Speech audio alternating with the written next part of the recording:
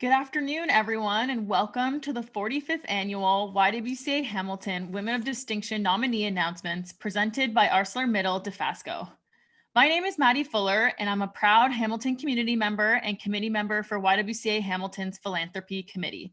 And I have the absolute pleasure and honor of introducing to you live our nominees in the Young Trailblazer category for our 2021 Category of COVID Special Edition of the Women of Distinction Awards. This is our final of the 5 award categories, and we have had a full week meeting and learning more about the women who are rounding out this year's stellar list of nominees. We encourage you to use the chat function to cheer for your nominees and friends, and each of the reveals are being recorded and will be aired on Cable 14 and Your TV Halton, and will also be included on YWCA Hamilton's YouTube channel. If you are following us online, please use the following hashtags, hashtag WOD Hamilton Halton or hashtag Courage of COVID. And please follow and like YWCA Hamilton on Twitter, Instagram, Facebook, and LinkedIn. Announcing our nominees is a huge milestone and celebration each year. And as we plan for our reimagined Women of Distinction Awards Gala on March 4th, and following our theme of the courage of COVID, we are not going to let a pandemic stop us from taking the time to profile this year's nominees. To share more of us about this unique category and the motivation behind its celebrations is YWCA Hamilton CEO, Denise Christofferson. Welcome, Denise. Thank you very much, Maddie. And thank you so much for joining us this afternoon for our final category reveal to celebrate our young trailblazers. That is, our nominees who are 25 years and under. Wow, this entire week has inspired me so much. During these challenging times, it is so important to stay connected to one another. And especially when it means coming together to celebrate the amazing women and young women in our community. I would like to thank again our YWCA Hamilton staff, particularly philanthropy and communications team, for making this week so special. And I would also like to thank you, Maddie, for your leadership as our first Woman of Distinction virtual MC. Thank you for the work that you've put into this week and for your energy and passion. It means so much to us at YWCA Hamilton. And before we unveil our final nominees, I would like to begin by acknowledging the land on which I'm speaking from is the traditional territory of the Haudenosaunee and Anishinaabe. This territory is covered by the Upper Canada Treaties within the lands protected by the Dish with One Spoon Wampum Agreement and is directly adjacent to Haldimand Treaty territory. We respect the longstanding relationships with the local Indigenous communities, the Mississaugas of the Credit First Nation, and the Six Nations of the Grand River. YWCA Hamilton is dedicated to advancing opportunities for learning and education and is committed to the recommendations of the Truth and Reconciliations Commission's report. As you all are tuning in across Ontario and beyond, I encourage you to recognize and acknowledge the land that you also occupy, wherever that may be. This year, our nominee reception looks a bit different than we've seen in the past, but nonetheless important. Maybe even more important this year, as we know, almost a year into the virus, that the pandemic continues to have a disproportionate effect on women. We at YWCA Hamilton are championing a feminist recovery plan to make the economy work for everyone, which includes plans to invest in early learning and childcare, instituting paid sick days for all workers, establishing a national action plan that addresses violence against Indigenous women and girls, 2S LGBTQIA people, and building more affordable housing. We know measures like these will benefit all Canadians, but are also specifically aimed at tackling systemic barriers and improving economic security for women. If decision makers fail to specifically consider the needs of women, we will be left behind. If women are forced out of the workplace due to COVID-19, we will lose the opportunity to raise up the next generation of women leaders, and we can't let that happen. In fact, economist Armin Yalnizyan says it best: there will be no economic recovery without a she recovery. We need to ensure that women not only survive the pandemic, but continue to thrive. And this group of nominees, our young trailblazers, are amazing examples of what happens when you create opportunities for women to thrive and rise. All we have experienced this year, the changes, the resilience of coming together we've witnessed, sparked the development of this year's special edition award categories that include Frontline Worker, Healthcare Hero, Pandemic Innovator, Community Champion, and Young Trailblazer. These awards not only celebrate the strength and courage demonstrated by women in Hamilton and Halton, but we've now expanded our award program to honor women across the Halton region as well. Today, we will meet the outstanding young women who make up the Young Trailblazer category. This award honors women under the age of 25 who have shown leadership at school, in their community, and in her workplace.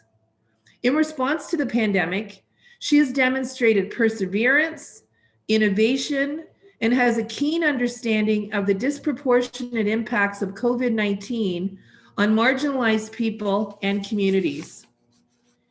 She inspires others to follow her example and sets the pace for others to walk alongside her. These exceptional young women are committed to a cause or the pursuit of a personal dream and challenges the status quo. They know going back to normal is not good enough. These young women have been nominated because they are advocates and leaders who will continue to inspire us for years to come. To the nominees tuning in, thank you so much for taking the time to acknowledge the achievements. To the nominators tuning in, thank you so much for taking the time to acknowledge the achievements and contributions of the honoree you have nominated. We appreciate you taking this time. I would also like to thank our presenting sponsor, ArcelorMittal Dofasco. Thank you for your investment in women and girls. Recognizing the diversity and strength of women is what Women of Distinction Awards is all about. And so once again, to all of our nominees, your name joins the ranks of over 1,500 other remarkable women. Each of you is a proven leader and a true trailblazer. We often say at YWCA Hamilton, you can't be what you don't see. Young trailblazers, we see you and the incredible work that you are doing to make our community a more just and equitable space for all. We see you, and so do the children and youth in our communities. You're paving the way for their future. Now, as a Woman of Distinction nominee, you'll serve as an inspiration for a whole new generation of leaders. And I also can't wait to see what each of you are going to be doing as future leaders and the spaces of power that you may occupy one day.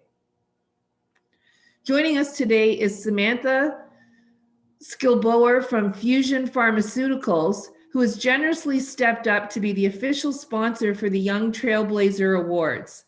Please join me in welcoming Samantha. Welcome, Sam. Thank you, Denise.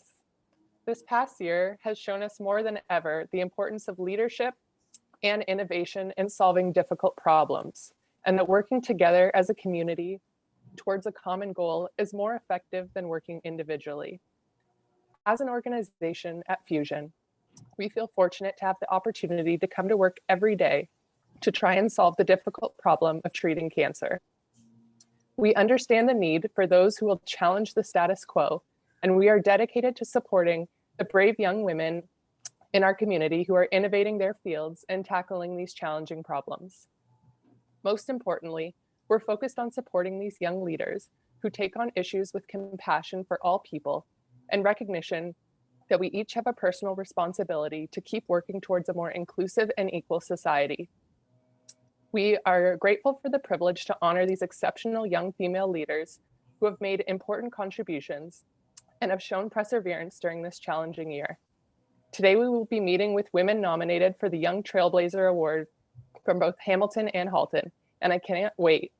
Maddie, back to you to announce this year's nominees. Thank you so much, Sam, and thank you for your support.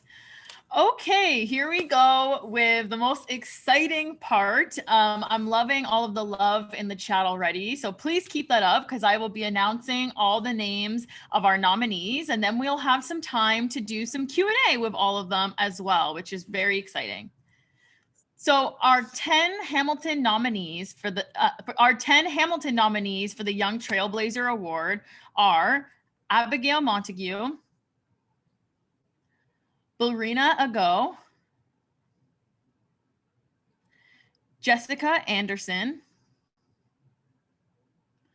Joelle Cabezoso, Madison Ladd, Nagar Balachistani as Lee, Nicole Creamy, Owen Lalua Adara Bigbay, Sarah Bayless, Suzanne Naega, and in Halton, we have 3 nominees for this award, and they are Ashwini Selva-Kamuran, Gabrielle Warren, and Rachel Shadid. Congratulations to all of you. You should be very, very proud, and I can't wait to have a further conversation with all of you. So now, like I said, we're going to be able to get to know our nominees a little bit better. So the way that if you've been here in the previous nominee reveals, we have a chance to hear from each of our nominees through select questions. So each question that I have, I'll ask a certain group of you to answer that question, and then I will open it up to anyone else that wants to share as well, time permitting. And yeah, so it'll be a great conversation. So the first question I have is, who nominated you and what does being nominated mean to you? And I wanted to start off with Abigail, if you don't mind starting us off. Hello. So my sisters and I started Black Owned Hamilton, and Black Owned Hamilton's nominated me. And being nominated is a huge, it means a lot to me because it shows that they, as well as the community, has recognized that I am doing what I love to do, and that's volunteering and giving back my time to the community. I love that. Thank you, Abigail. And yes, I'm seeing lots of Black Owned Hamilton love in the chat. I said this, I believe your sister was nominated yesterday, was a nominee yesterday as well. And I'll say it again, comfiest sweaters ever. I wear it every day. So yes, they are. It's my favorite sweater. Awesome. And I forgot to mention as well, before you answer the question, if you could just let us know what your role is in your community, that would be great. So thanks for sharing that, Abigail. Ballerina, would you be able to go next? Hi, everybody. So excited and honored to be here with you all. So about 3 years ago, I started a nonprofit called Backpacks for Brainiacs. So each summer I raise money and then provide backpacks for children in need from marginalized communities to local charities. So I was nominated today by the organizer of the large after school program, which is where I donated my backpacks to, as well as 2 very close friends from university. And yeah, just truly honored to be here with you all. It was such a shock, and it means the world, I guess. None of us do, I think, what we do to be recognized, but to be recognized is just further solidification that we should keep going, and it's motivating to, keep doing what we do, and just really excited for what the future holds. Yeah. 100%. Thank you so much. Thank you. I love, my favorite part is when everyone says what they're doing in the community, because it's always so awe-inspiring to hear. So thank you so much. And Jessica, would you be able to share who nominated you and what that means to you? For sure. Thank you, Maddie, for the introduction. So my name's Jess. I'm currently the Vice President of Finance and CFO of the McMaster Students Union. Within the community, I'm more involved as a volunteer at the Ronald McDonald House, which is just a block away from me. I was nominated by my fellow board of directors of the McMaster Students Union, so John Carlo DeRay, Ryan C., Graham Noble, and John McGowan, in conjunction with the McMaster Alumni Department. And being nominated to me essentially means that there are others around me that believe the work that I've been doing throughout the pandemic has had a significant or positive impact on them in some way in our community. And truly, that's just what means the world, I would say, to all of us young trailblazers that are here today. It's just trying to do everything we can, that everything we do within our work, we leave it in a better state than when we found it. So. Absolutely. Thank you so much, Jessica. Does anyone else, I just want to open up the floor quickly. Does anyone else want to give a quick shout out to their nominator? Sure. I would like to give a shout out to Cassidy Bereskin, who is one of the founding partners at Model City Hall, for nominating me for this award. She's a very inspiring woman that I look up to, so I'm very thrilled to have the nomination for this award. Awesome. Thank you so much. Anyone else? I'd also like to just give a shout out to Shannon Tobin, who is the CEO and founder of the Dare to Be You charitable organization in Halton. She is just beyond an inspiring woman leader, and I honestly kind of get emotional talking about it because she's just been such a role model to me during the time of COVID, because it's been a hard time for all of us, and she's just really been the inspiration and the voice for me to want to motivate others and to give back to the community. So definitely she really has changed my life. So she deserves all the credit for where she's brought me today. So yeah. Thank you. Thank you so much for sharing, Rachel. I find it very cool because Shannon was also a nominee yesterday too. So I'm loving this. Like I love amazing this. woman. Awesome. Thank you so much. Okay, so I want to move on to my next question, which is what has inspired you throughout this pandemic? And Joelle, if you don't mind starting that off for us. Of course. Hi, my name is Joelle Cavisoso. I've been inspired throughout the pandemic by my own personal mental state. Just seeing kind of how everything happened overnight and the different struggles that I experienced at almost different stages of the pandemic really inspired me to want to go out and actually do something about it through my nonprofit called Sisters in Sync. And so with just kind of seeing the different, stages, again, like I said, that I was experiencing, I started doing workshops to help people and just create a space where you can kind of, for a minute, just forget that we're in a pandemic and connect with other people in the community that are literally going through the exact same thing as you. Awesome. Thank you so much. I'm feeling a little bit awestruck. I'm seeing all these people who are organizing these organizations I've been seeing on Instagram and thinking they're so cool. So it's awesome. Joelle, awesome work of Sisters in Sync. It's so great to hear more about it. Thank you. And Madison, would you be able to share what has inspired you throughout this pandemic and also what you've been doing in the community too? So first, I'd like to express my sincere appreciation for being nominated. It is an incredible honor to be in this category with so many amazing women. So I was inspired throughout this pandemic to make an impact and give back to others. When the pandemic first hit, I was just finishing at Mohawk as an early childhood educator. So I wanted to use what I learned and put it into good use. So I created an online presentation with many activities that children can do on their own and some with their parents. I also learned how to tie-dye and started my own small summer business called From the Heart. And actually I donated $5 per shirt to Hamilton-based charities to give back to people in need. That's amazing. Thank you so much for sharing, Madison. No problem. Thank you. Awesome. And Nagar, would you be able to also share what has inspired you throughout the pandemic? Yeah, for sure. I think for me, what's inspired me the most has just been the community and like my team. So I was a past conference coordinator at the MSU. So one of my main role was to organize a conference for incoming first-year students, but obviously that got canceled. So I was able to kind of take that to an online platform and still support students in these weird times. So I think just also seeing all the other incredible women in this room has always been inspiring, and just like the community itself. And knowing that your drive and passion isn't gone just because there's a pandemic, and that you can find new and creative ways to still support the community. 100%. Thank you so much. Thank you.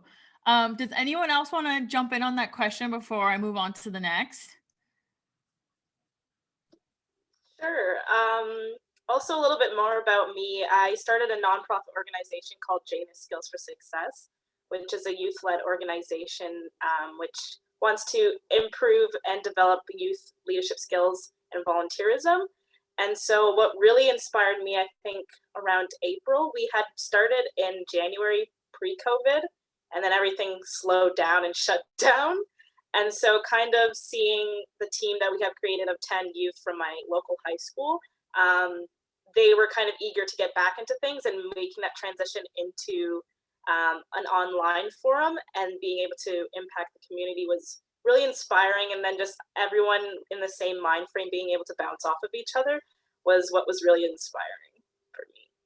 That's amazing. That is so awesome. Just seeing that shift must have happened very quickly too. Sometimes it's just like an overnight thing, and it's so awesome to see. Thank you so much for sharing. Anyone else? Yeah, I'd also love to share a little bit of what I've done throughout the pandemic.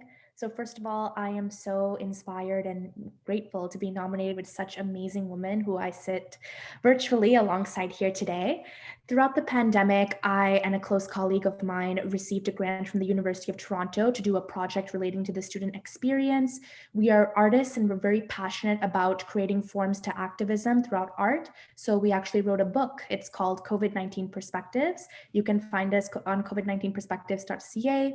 We released a global survey and interviewed 19 students, a student from almost every continent, and we encompassed all of their stories into a short story book, which we released last September. We have received a lot of support for our book, and all of the proceeds we've gained have gone towards frontline and healthcare workers at the forefront of the crisis.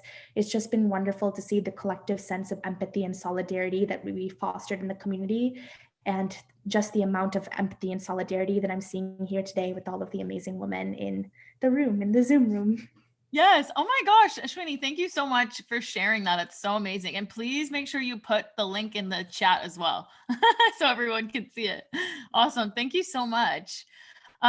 Great. So my next question, what was your motivation to continue your work, advocacy, and contributions during the pandemic? And I'm going to start off with Nicole. Hi, it's such a pleasure to be here with everybody. My motivation to continue my work throughout the pandemic, I mean, I'm a medical student, so I kind of just had to keep going to begin with. And I think seeing all the frontline workers and how hard they've been working has just been even more inspiring to me, because it's reminded me how important my studies are, and it's given me a goal to work towards. But then thinking of the fact that, you know, I'm not a frontline worker at this point in my career, it made me think of what I could do with my current skill sets. So that's why I created a book called, I also created a book for the pandemic. It's called Pandemic. So my experience is that I'm an artist as well, and I'm very passionate about using the arts to share experiences and knowledge with other people. So I created this children's book aimed to 4 to 8-year-olds to help educate them about the pandemic, because I think it's really important that people feel empowered through knowledge in order to better understand things and feel a little bit less afraid during this time. That's so amazing. Thank you. Maybe I see like a collab happening, maybe a little collaboration going on. That's so great. Thank you. And Owen Lalua, I also wanted to ask you, what was your motivation to continue throughout? Thank you so much. I just want to start off by saying that I'm really happy to be here, and all the other young Trailblazers, you're all such phenomenal people and you're really inspiring to me. So I'm really appreciative for all the work that you've been doing in the community. So at the start of the pandemic, I was quite involved in my school. I was leading the senior ambassador team. I also was the lead of a team called We Braveheart, where we created care packages for chemotherapy patients across Southern Ontario. But unfortunately, when the pandemic hit, it was very hard for us to continue doing what we did online. So I was just looking, how could I direct my passion for supporting others towards making a sustainable change in the community? And in light of everything that happened in May and June 2020, mainly the rise of the Black Lives Matter movement and all the racial injustice happening globally, I founded the Black Students Association at my school. And since then, what I've continued to do is I've organized anti-racism training and suggested curriculum changes across the board at my school, and I've hosted cultural event days. Another thing that we're doing and that we're working on is a partnership with Empowerment Squared in Hamilton, where we're working to host Ndaba Mandela, who's the grandson of Nelson Mandela, across Hamilton and beyond for anyone who would like to come and see. And we're going to host him for a conversation about lessons that he's learned from his grandfather, Nelson Mandela. So overall, my motivation is just understanding how the pandemic has affected us mentally, socially, and for students academically, because I know I've experienced many of these impacts, and I understand the necessity to continue providing services and support for people across the board, because the pandemic has isolated us in so many ways. So even though we do a lot of these things through Zoom now, it's still so important to continue doing them.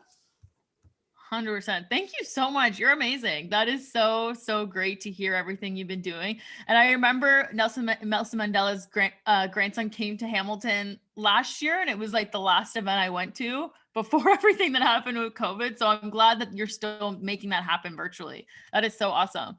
And Sarah, what was your motivation to continue, if you don't mind sharing? Hey all, I'm just gonna do a quick intro because I haven't said anything yet, if that's cool. Yeah. So my pronouns are she, they. My name is Sarah. I'm a queer and disabled movement teacher with Good Body Feel, and I'm a community organizer alongside Disability Justice Network of Ontario and the Defund Hamilton Police Services. I live with chronic pain, and I have raised funds for Defund the Police and Swap Hamilton by donating the profits of my personal business, Fat Girl Earrings, and my trauma regulation classes at Good Body Feel, while also working alongside and advocating for the homeless population in Hamilton. My motivation to continue my work through this pandemic has just simply been doing the right thing. It has been to step in where our institutions have failed us. My motivation was to join my community and use my experiences to advocate for people like me who are disabled, working class, and queer folks like myself, as well as sorry, my cat's doing something, as well as advocate alongside Black, Indigenous, and racialized folks who are disproportionately harmed by COVID and negligent governments. My motivation has simply been to do what needs to be done and work alongside my community. Thank you so much for sharing that, Sarah. And thank you for all of your continued work in many of the spaces, as you said, that many of the spaces that people are supposed to serve us fail in. So thank you so much for all the work that you do in those many intersections. Wonderful. So my next question as well is, what has the COVID-19 pandemic taught you? And I want to start off with Suzanne, if you don't mind. For sure. First question is, how much time do you have? Because I can go in. You got some time, go ahead. But I think the COVID pandemic has taught me a lot.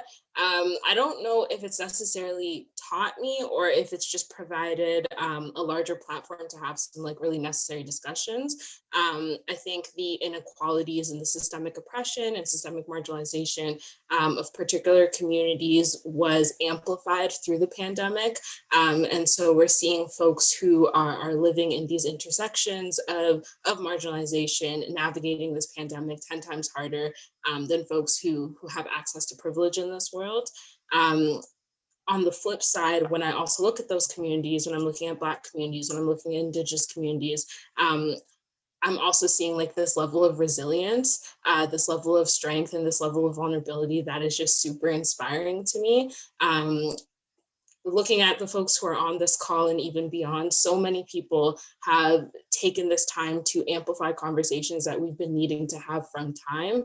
I love to hear the work that Sarah, you're involved with Defund the HPS. That is so necessary and so crucial. Looking at the work that Indigenous communities have done to acknowledge pipelines and the devastation of their land and advocating for moving forward in a more decolonial way.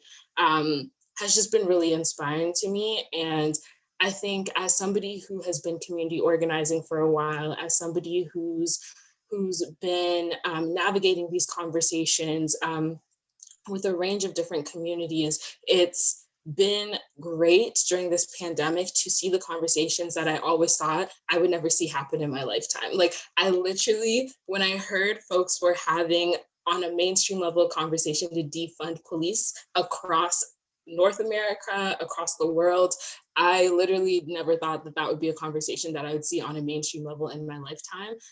And so that has been something that I have really learned, that so often as marginalized communities, we're asked to kind of compromise who we are. We're asked to put realistic expectations on the table and ask for realistic goals. But I think through this pandemic, what I've really learned is that we ain't doing that no more.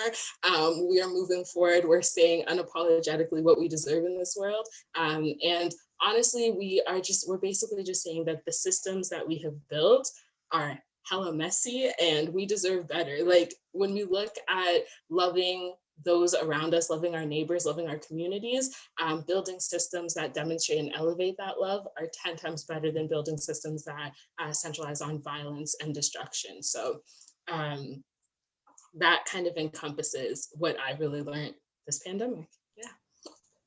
That's amazing. I can't really say more. I really want that to just sit for a second, because you're just saying so many true amazing things. And I will also say, like you said, a lot of these things you didn't expect to happen in your lifetime, like they're happening because, you know, everyone in this group and all of you wonderful people are pushing that forward. So it's not without you. So thank you for all of your important, amazing work. I'm really awestruck right now. So don't mind my face making all these weird faces as all of you are talking, because I'm just really, really inspired. Awesome. Ashwini, would you mind sharing what the COVID-19 pandemic taught you? Definitely. I don't know how I can follow up after that. That was an absolutely phenomenal answer and so inspiring. I think at the forefront of what COVID-19 has taught me is definitely that youth are the future. And that is something that we hear repeated so often. But within my work throughout the summer, when the pandemic really hit and forced us all out of universities and high schools and just back into our homes, our room really became our new classroom. And it really unearthed the difficulties faced by one cross-section of the community marginalized during the pandemic, which were students, and not only just general students in general, but students in Indigenous communities, elementary and high school age students, all students at all different sections and crossroads of where we are. So I really realized that there's a need more than ever to encompass some sort of form, some sort of avenue to really have students' voices elevated in a bigger platform that is our society. I think within COVID-19 response management, above all, what the pandemic has taught me is definitely lessons of empathy and solidarity. It has been so inspiring to see how the student community has really banded together during this time, especially at the forefront of mental health. I think that's a topic that is relatively new and is often not discussed enough as it should be. And it was just so incredible to see how students, the first thing, at least in my experiences, that was discussed was mental health, and how people should be taking this time to assess their own self-care and take better care of themselves. I think COVID-19 has emphasized all these pre-existing inequalities and inequities that we haven't really been examining before. And now that we do have all of this time to ourselves, it's really time to foster this hub that is capable of reassuring students and people in all areas of life that we are all supported and we're all in it together. Again, thank you. Thank you so much for sharing that. Awesome. And Gabrielle, what has the COVID-19 pandemic taught you? Hello, my name is Gabrielle. I haven't spoken, but I work at Start to Finish Canada, which is a non-for-profit that works to bridge the gap between the haves and the have-nots within Canada through different programs with literacy, movement, as well as mentorship support. I work as the advocacy officer as well as the media director there, or here, or wherever. During the pandemic, I've had the opportunity to transition all our programs online. So we have an in-person program called the Writing and Reading Club that's within about 60 communities across the country. So you had to kind of shift onto online during during COVID. So I had the opportunity to be the digital program director on that, as well as kind of talking to different government officials across the country, in Ontario, as well as Alberta and Saskatchewan, to kind of have conversations about advocating for students in communities of complexity, because often in online learning, those students are left behind. In one conversation we had, one of them were like, wait, you're talking about poor children? Not the best word, but it was interesting to see that even with this online conversation, a lot of those students who don't have online access or have to use, their phone instead of an iPad, they don't have a computer to utilize. We're really struggling and continue to struggle, and also seeing within our communities the trauma that was taking place. Like, students were just finding it very, very difficult to function. And because we are a mentorship-based organization, really working together and saying, how can we have social emotional learning and have these supports on a digital platform? So that's what I have been able to do during this pandemic. And what has COVID taught me?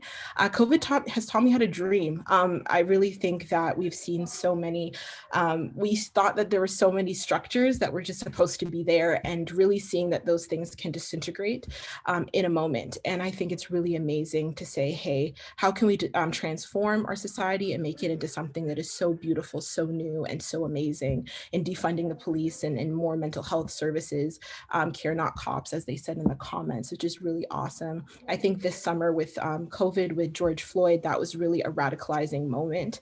And it was a moment to kind of see, like, there's so much that's happened over the couple of years, but there's so many amazing activists who have been doing this for years, and it's really moving and building on their work. I think I've been reading a lot more Angela Davis, Bell Hooks, Cedric Robinson, Toni Morrison, all of these amazing thinkers who have been teaching us to dream bigger. And it's really placing those back into the conversation and learning from them, because we're not the first ones, and we hope we're not the last ones to make a difference within our communities. So it's infusing those amazing traditions and really building on their legacy within COVID. So that is what COVID-19 has taught me. Thank you so much for sharing. And I love COVID has taught me how to dream. I love that. So I love that hopefulness, but also the realization that, like, it's just a continuous cycle. Like, things have been a really like a cycle continuing on. And hopefully with this, we can dream that we can build back for the better and not build back to normal. So thank you so much for sharing. Awesome. So Rachel, would you be able to share with us what you learned from the pandemic? Yes, for sure. And I just want to say it's very humbling sitting in this seat right now, listening to all of this and watching all of you. I feel like it's almost overwhelming just to hear all of this greatness. So thank you to all of you for today. So as I said, Shannon Tobin was the one who nominated me today. I am the youth ambassador for YWCA Halton, which is very, very cool. I'm very honored to be it. The journey kind of started out near the end of my school year. My school is valedictorian, and I kind of just wanted a way to, during this hard time, like, make the voices of my peers heard, make the voices of someone like me heard. And Dare to Be You is something that has given me this amazing opportunity to instill voice and resilience in peers, because as we all were saying, mental health is something that is a hard thing, and it's hard for people to work on it right now. It's a hard thing to cope with. And I think by kind of stopping in all of this motion and just sitting down and say, you know what, it is okay to not be okay. Let's talk about that. Let's work on that.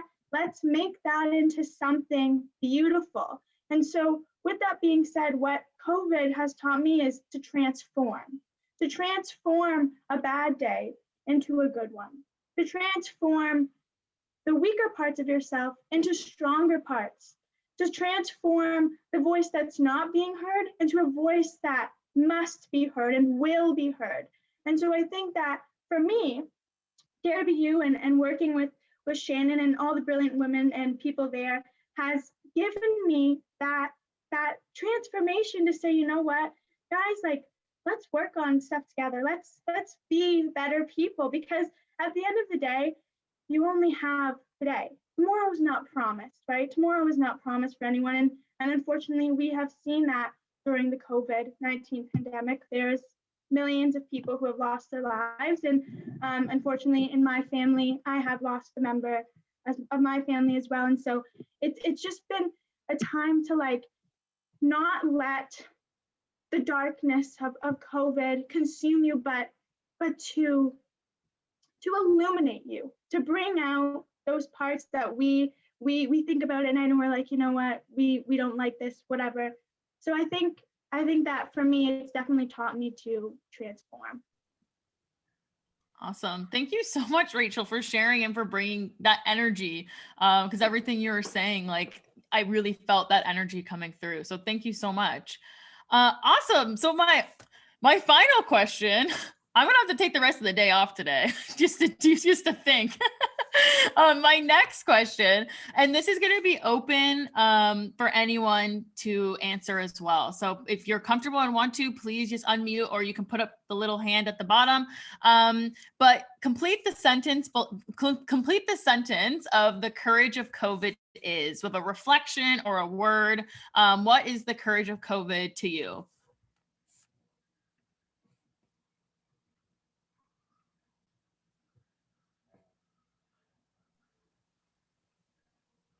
Can we just unmute? Yeah, go ahead. Yep. Oh, okay.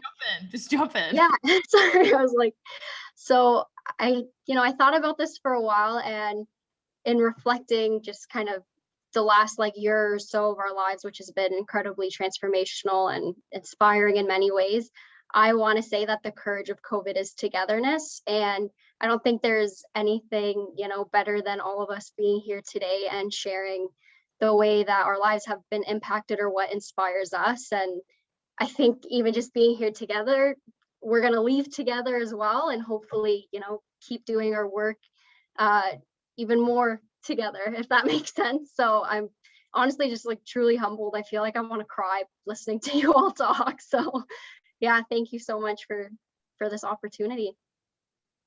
Thank you so much. And I think I see Ashwini with her hand up, and Abigail. Oh, you're on mute. I always It has to happen once. Thank you so much for that wonderful answer. I have also spent a lot of time thinking about this question, and I think I found a new way to replace the 3 R's. So, reduce, reuse, recycle is very important, but during the COVID-19 pandemic, I definitely have been reflecting, being resilient, and radiating, and reflecting on what has happened and what we can do in the future, being resilient and coming together and knowing that we can band together as a platform of humans and work towards a better future, and most of all, radiating positivity, love, and empathy, and really holding space for everyone to have their voices heard in the grander scheme. Love it. Thank you. Abigail. I'm just going to preface this by saying I am just so amazed and humbled to hear everyone's story unfold. And a lot of the things that you guys are speaking about have only happened in the last 10 or 11 months. And that's such a little bit of time. And it's just amazing to see what everyone has been doing in this past year. To me, simply put, the courage of COVID is finding the time to do difficult things during a difficult time, especially being a high school student. This is my last year. A lot of people and like kids my age are harping on the fact that we don't get prom, we don't get grad, and it's women and trailblazers like the ones that I'm here in front of who are finding time amongst the not getting to choose your prom dress to create a book, to ensure that your nonprofit is continuing to ensure that your voice is heard and the voices of others are being heard. And I didn't want to let it go by saying that Suzanne is a phenomenal speaker. She actually spoke at one of our Janus Skills for Success's first online, our virtual talk on Black Lives Matter, continuing the conversation. And she told us all about defunding the police and went all the way back into history. It was just amazing. And I just wanted to say thank you, Suzanne. That's awesome. And Gabrielle. Hi, I thank you so much for everyone who's spoken. It's been really amazing and inspiring to hear what everyone has to say, and seeing what everyone has been doing. It's really, really encouraging to know you're not alone in the trenches. For me, the courage of COVID is building a fence instead of a hospital. So building a fence at the top of the cliff instead of a hospital at the bottom. I think we've seen a lot of, during this time, a lot of people have been willing to allow people to fall through the cracks.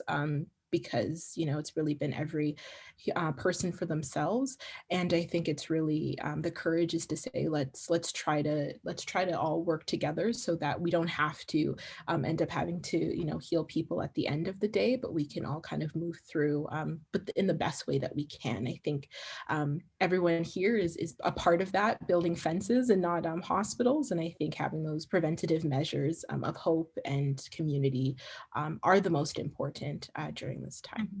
Absolutely. Thank you so much. And Suzanne. Thank you. Shout out to everybody on this panel. Y'all are some amazing folks, and love you too, Abby. Thank you so much for the shout out. For me, when I hear the courage of COVID, I automatically think that the courage of COVID is unapologetically demanding the world that we deserve, and really thinking about all of these systems that we engage with, all of these systems from capitalism, from all the isms and phobias rooted in the constructs that we navigate, are man-made. Like, they're literally something that we have built, and so we can unapologetically just demand a better world, and we can really just build a better world. And I think by looking at all of these panelists here, like, that is what we're doing. We're contributing to building alternative systems that are rooted in love, are rooted in courage, are rooted in exactly what Gabrielle just talked about, are rooted in building a fence instead of a hospital. And so the courage of COVID is knowing that we are going to win. It's inevitable, and just moving forward with that purpose. Yes, thank you so much. And Nagar. Yeah, first I just wanted to say everyone here is so amazing. I feel so inspired today to share the stage with you all. And I just wanted to say, for me, the courage of COVID is knowing that there's hope in uncertainty. I think from April all the way till now, everything has been uncertain, and I think it will continue to be that way. But just seeing everyone around here and knowing that there's so much hope, and like Suzanne said, in a better world and the better future that we can build for ourselves. So just not losing hope, I guess, in a time where I feel like it can be very hopeless sometimes. Absolutely. Thank you so much. And sorry, I'm just seeing who has their hands up. Owen Lalua, if you don't mind sharing. I see your hand up. Thank you so much. Once again, I just want to say thank you to everyone for their answers. They've been really great. I really like that analogy about a fence on the top of the cliff instead of a hospital at the bottom. I think that is just, it is so powerful, and it speaks many levels. To me, the courage of COVID is remaining strong in the face of opposition as a team. I think, as cliched as it sounds, these are unprecedented times, and there's so much going on around us that we don't know. We just don't know anything. And I think that just facing it as a group is what is really bringing us together at this time. And that's really having courage as a team, and just continuing to, go for each day, not knowing what could be ahead, and just waking up in the morning and choosing to, take on each day, and understanding that, sometimes it may not end up the way that you think it's going to go, but at the end of the day, everything is going to be all right. Yes, thank you so much. And Sarah, and also thank you for putting your business in there as well. Thank you for that. I would say the courage of COVID is the courage to say that the way that things were before, and sometimes even now, are not working, and they never have worked. And it's time for better. And I'm just going to say, they have never worked because they were not designed to. And we are not the first people to say this, but the courage is to actually listen and to demand change, even when the people in power and the people running the show is not listening. We can build our own communities. We can build our own healing. And I learned all of this throughout this summer with the Black leaders that we have with the Defund the Police Movement, Disability Justice Network of Ontario, and Good Body Feel. So it's just to demand better and to follow through with that. Absolutely. Thank you so much for sharing. Thank you. Sorry, I'm just keeping on time. We're going to go to Madison, and then we're going to have to wrap up. Jess and Nicole, I see that you have your hand up. Please put it in the chat too, though. I still want to give you the space to also share that. So Madison, go ahead.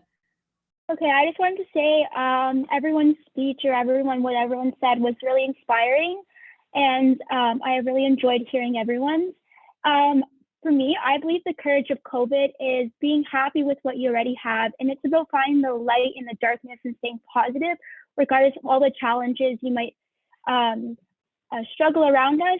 And some days may be challenging, but you just have to remember there's always a light under that darkness, and that just have to believe that we can do this, and remember everyone's loved and worth it. Awesome. Thank you so much, Madison. I wish I could literally speak with all of you all day. I don't know, maybe I'll reach out to all of you and I'll have another chat. But thank you so much for sharing and just inspiring, I'm sure, everyone who is even attending this. And thank you for all of your important work that is being done as well. I think it's really important to leave space for that. Just a big thank you. And thanks for ending off the week as well on such an amazing high. So 13 amazing young individuals in this category. And also thank you everyone for joining us this afternoon, and congratulations again to all of our young Trailblazer nominees. Best of luck to you all next week. And if you want to be a part of the award ceremony to see who will be named the Courage of COVID Young Trailblazer for Hamilton Halton, then please join us and host Tara Lightfoot on March 4th. Tickets are on sale now, and our reimagined event for this year includes dinner, your choice of restaurant from Rapscallion, At the Table from the YWCA Cafe, Carmen's on the Mountain, all in Hamilton, and Edge Hospitality and Stoop Bakers in Halton. All purchasers will receive a special mystery gift box featuring the best of Hamilton Halton, compliments of the YWCA and our partners. Your ticket will also give you access to watch the in real-time award ceremony in a viewing room with friends, family, and colleagues. Technology is a beautiful thing that continues to bring us together while staying safely apart. YWCA also has an out-of-town ticket option this year, which folks can purchase to tune in live to cheer for our nominees wherever they may be. We also have an amazing lineup of virtual auction items and a great draw you can participate in to win $1,000 cash of your choice of one of 3 awesome prize packs. And check out the YWCA's social media channels to enter the social media giveaway. All you have to do is follow YWCA Hamilton on Facebook, Twitter, Instagram, and spread the word about women of distinction using either hashtag WOD Hamilton Halton or hashtag Courage of COVID. By posting using these hashtags, you'll be entered to win 2 tickets to attend the virtual awards gala on March 4th and guitar or vocal lessons with the amazing Tara Lightfoot, along with some swag. Proceeds from the important fundraiser will directly empower YWCA's mission and will change the lives of women, girls, and families across Hamilton and Halton. Again, congratulations to all of the amazing individuals that shared their story, passion, love, struggles with us today. It's so appreciated. And take care, everyone, and stay safe.